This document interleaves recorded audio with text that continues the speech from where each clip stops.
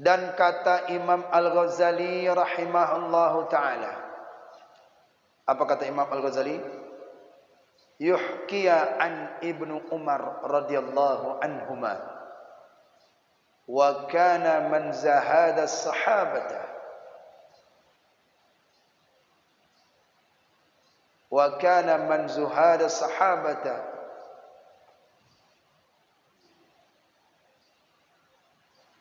wa ulama'ahum annahu kana yaftiru minas sawmi 'alal jima'i qabla al-akli wa rubbama jami'un qabla an yasila al-maghriba thumma yaghtasila wa yusalla wa dhalika tafrighil qalbi li'ibadati Allahi ta'ala waghruj wa ikhraju ghiddatu syaitanu minhu waghruj wa ikhraja ghaddata syaitana minhu.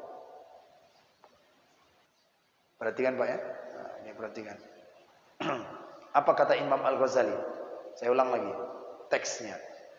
Yuhkiya an Ibnu Umar radhiyallahu anhuma wa kana man zuhada as-sahabata wa ulama'ahum annahu kana yaftiru minas sawmi 'ala al-jima'i qabla al-akli wa rubbama jami'un qabla an yusalla maghriba thumma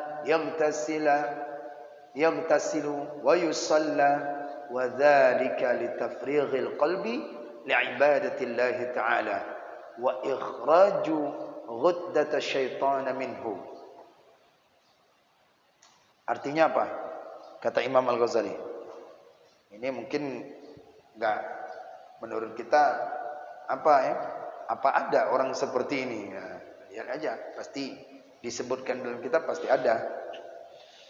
Artinya dihikayatkan oleh setengah ulama, sebagian ulama itu meriwayatkan perkataan daripada Sayyidina Abdullah bin Umar radhiyallahu anhuma.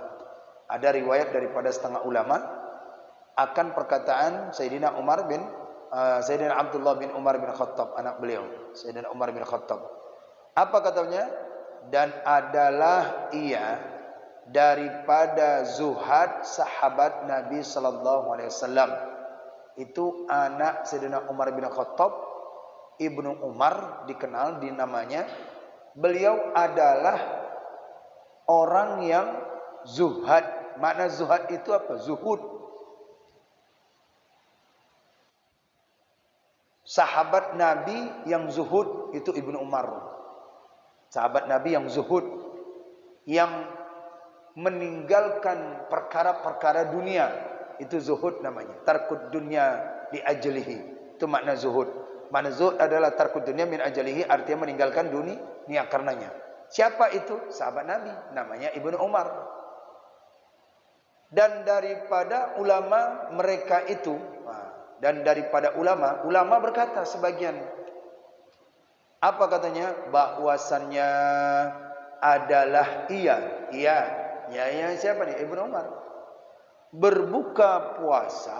berbuka daripada puasa dengan jima.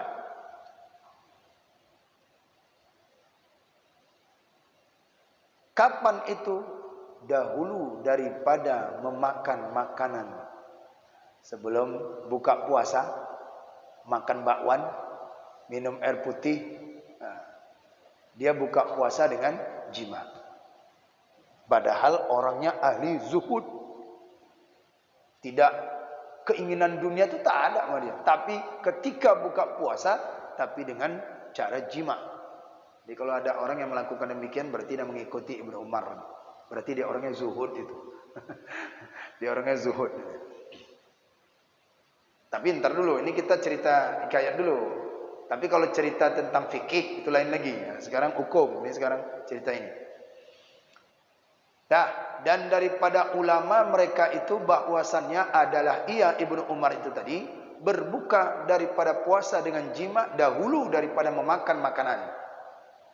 Itu beliau.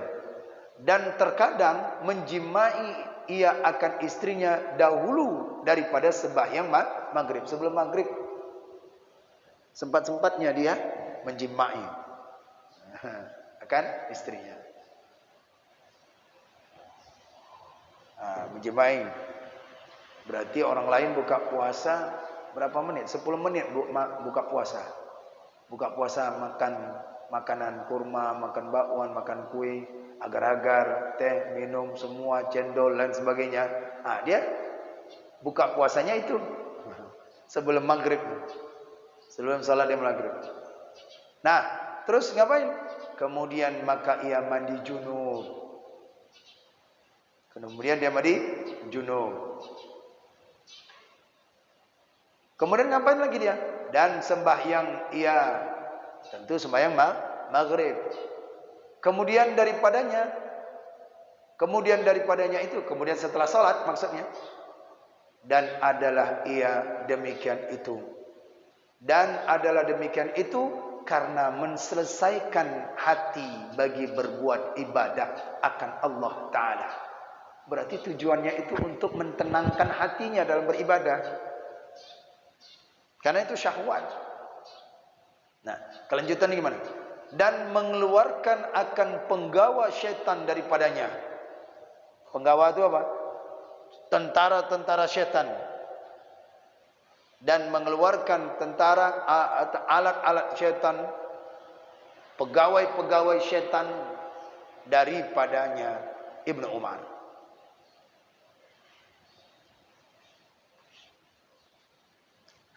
Paham ya? Jadi bila mungkin susah hati bapak ni ibadah ni, boleh ikutin Ibnu Umar ni. Yang beliau saja orang ahli zuhud masih bisa tergoda syahwat wanita. Beliau ahli zuhud, apalagi kita. Itu Imam Ali pernah berkata, Pak, di dalam dalam bukunya seorang ulama Habib, pernah saya baca tuh.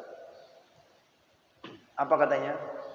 Saya lebih baik berjalan di depan harimau daripada berjalan di depan wanita yang setengah pakaiannya. Kalau dia berjalan di depan macan harimau, ya, tidak mungkin orang itu akan menerkam macan atau harimau. Paling-paling dia yang diterkam. Tapi kalau berjalan di depan wanita yang jahitannya belum selesai, pakaian-pakaian rok mini, waduh, auratnya nampak, semua dinampakkannya. Kemudian pakaiannya tipis, berjalan di depan siapapun orang yang ahli zuhud sekalipun, itu mudah tergoda. Maka lebih bagus dia berjalan di depan yang beringas itu, serigala atau apa macam singa, maka tidak akan mungkin ya. Itu kata perkataan Imam Ali. Nah, inilah dia Ibnu Umar. Maka dia berbuka puasa dengan tujuan dia berbuka puasa itu dengan jima kepada istrinya adalah untuk menselesaikan hatinya dalam beribadah. Kenapa? Karena beliau itu orang yang zuhud. Dia ingin tingkat lebih zuhudnya lagi, jangan sampai setitik pun, sebersit pun teringat akan syahwat yang diantarkan oleh syaitan. Andai kata misalkan syaitan itu dia menggoda, wajar, namanya Ibnu Umar, yaitu manusia yang tingkat sahabat Nabi saja itu bisa tergoda, apalagi bukan sahabat, bukan ini ulama, bukan kita orang biasa. Ini bagi siapa nih? Bagi orang-orang yang ingin betul-betul menjaga ibadahnya. Ya, orang lain di sini sibuk sholat sunat, menunggu sholat maghrib, dia sedang melakukan hubungan. Paling 10 menit. Mandi junub dapat pahala. Ya. Mandi junubnya itu selama itu dia mandi junub sebanyak daripada bulu romanya itu, bulu daripada tubuhnya, sebanyak itulah dia dapat pahala. Kalau orang yang mandi junub, kalau orang yang mandi setelah berhubungan itu, apalagi subuh, ya, walaupun dingin, tapi dia menuju kepada salat, maka pahalanya luar biasa. Nah, itu ya. Jadi jangan aneh nanti dibilang, masa ada orang yang kayak gitu. Iya memang ada nih kayaknya. Baik. Apa lagi? Junaid al-Baghdadi. Dan adalah Junaid al-Baghdadi rahimallahu ta'ala, seorang ulama sufi ya. Dan ulama kita ini. Dan kita mengikuti tasawufnya, tasawuf Junaid al-Baghdadi, Syekh Junaid al-Baghdadi. Berkata, aku berkendak kepada jima itu seperti aku berkendak kepada makan makanan. Dia hendak mau ingin jima seperti hendak dia makan. Seperti hendak dia mau makan. Jadi kan lapar tuh. Lapar dia. Maka istri itu seperti makanan. Kalau sudah berhubungan, setelah berhubungan itu kayak kenyang. Sebelum berhubungan itu laparnya bukan main. Seperti makan. Kalau belum dapat makanan, lapar. Sudah makan, diajak makan lagi pun, udah kenyang pak. Ayah nambah lagi nasi ya? Enggak, ayah udah kenyang bu. Ketika berhubungan, maka suaminya sedalam keadaan lapar, diajak berhubungan, itu lagi mau, sebab lapar. Diajak istrinya lagi, maaf, udah lapar, udah hilang laparnya, udah kenyang, nanti lagi. Nah, ini diibaratkan seperti ini kata Syekh Junaid al-Baghdadi. Dan dengan dia sebab menyucikan hati daripada was-was. Wah, itu Pak. Contoh Pak ya, kalau orang yang sholat itu dalam keadaan lapar, itu kondisinya gimana Pak? Oke. Was-was akan muncul Pak. Oke ya? Betul kan? Kalau orang yang dalam lapar, coba misalnya begitu buka puasa, kemudian enggak makan. Enggak makan. Itu begitu takbir tuh ingat tuh, aduh bakwan udah diambil pula, makanan ini udah diambil pula, was-wasnya muncul, enggak fokus ibadah. Makanya itu hukumnya makruh, dia balik kepada makruh. Nah, dia balik kepada makruh. Dengan dia itu sebab menyucikan hati daripada was-was. Nah, ketika seorang itu setelah dia berjima istrinya, maka dalam ibadahnya bisa dia menghilangkan was-was syaitan itu. Jadi dihilangkan rasa was-was oleh syaitan itu. Karena tadi disebutkan istri itu seperti makanan. Dan dari karena inilah menyuruh Nabi SAW akan tiap-tiap seorang melihat akan perempuan, maka ingin ia kepadanya bahwa menjimai ia akan istrinya. Karena yang demikian itu menolakkan akan was-was daripada diri. Maka itu Nabi menyuruh setiap kali engkau melihat ada perempuan yang keinginanmu itu lihat perempuan, maka kamu datangilah oleh istrimu. Kamu gaulilah. Kenapa? Karena itu anak panahnya syaitan yang mengarahkan kamu untuk berbuat, yaitu keinginan syaitan tadi. Sehingga akan terganggulah ibadahmu, yaitu dalam melakukannya. Nah, itu dapat ya? Baik. Demikianlah perkataan oleh Syekh Junaid al-Baghdadi. Nah, tadi saya katakan apa? Bagaimana hukumnya seorang berbuka puasa tetapi tidak dengan minum, tetapi tidak dengan makan makanan, tapi dia berbuka puasa dengan langsung dia jima. Hukum dalam fikih makruh. Hukum dalam fikih makruh. Tapi sah karena sudah dibatalkan. Udah bunyi ya, udah buka puasa, sudah buka puasa, udah mulai orang makan, dia buka puasa pula dengan cara lain. Maka hukumnya yaitu makruh, tidak haram. Yang haram itu dalam keadaan puasa. Kenapa makruh? Karena dapat melemahkan dirinya. Makanya itu buka puasa itu cari yang kuat-kuat, yang manis, teh dan sebagainya, supaya ya, dalam keadaan dia itu seharian puasa kan melemahkan itu tubuhnya. Kalau dia buka puasa dengan cara yaitu bergaul dengan istrinya, maka makin lemah badannya. Lain halnya Ibnu Umar, tak sama dengan kita. Tak sama. Beliau ini buka puasa bukan daripada nafsunya, bukan daripada keinginannya, tetapi untuk menghindarkan hatinya was-was dari ibadah. Kalau kita tidak begitu, sudah ini akhirnya apa?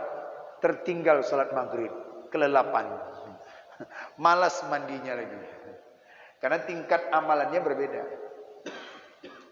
Baik Bapak sekalian yang dimuliakan oleh Allah Subhanahu wa taala, itulah dia faedah nikah yang kedua, dapat memecahkan yaitu syahwat.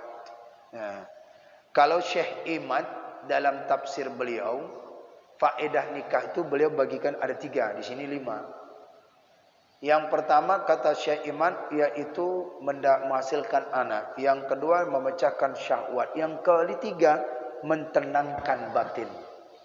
Ya, mentenangkan batin. Makanya orang yang nikah itu sudah tenang batinnya tuh, nggak terganggu lagi, tidak apalagi dia teringat-ingat lagi, sudah tenang batinnya. Tapi di sini sebut akan ada 5 perkara itu nanti. Kita baru ketemu 2 perkara. Insya Allah kita akan lanjutkan kembali, yaitu bagian-bagian yang melanjuti bagian kedua masih ada ceritanya sampai halaman 28. Insya Allah. Kita akan masuk kepada pelajaran besok, yaitu di jilid yang ketiganya insyaallah. Wallahu a'lam bissawab.